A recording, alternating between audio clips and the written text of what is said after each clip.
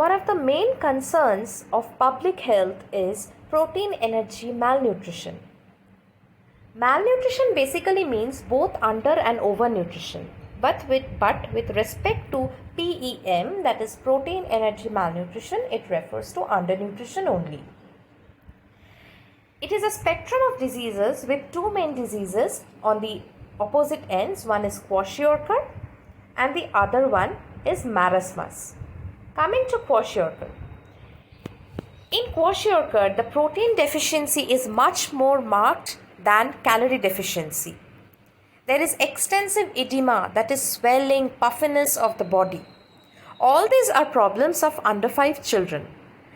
It occurs when breast milk is replaced by calorie-rich diet. Breast milk has both calorie and protein. When it is replaced by calorie-rich diet, calorie intake may be sufficient, but it is highly deficient in protein. Hence, it gives rise to kwashiorkor. Here we can see the child is edematous, puffy, all swelled up. This is the situation with kwashiorkor. This child is not obese. It is a sign of severe protein energy malnutrition. Because if we do a proper profiling of the vitamin status, protein status of the body and also the growth chart, we will find out that this child is suffering from malnutrition. Next is marasmus.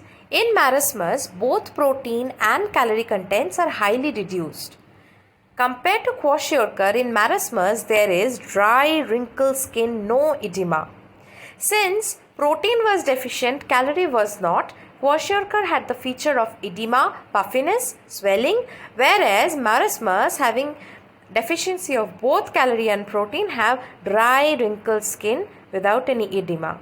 Here we can see this child has dry, wrinkled skin. Even the ribs are visible from underneath the surface. The indentations can be seen due to the highly wrinkled skin.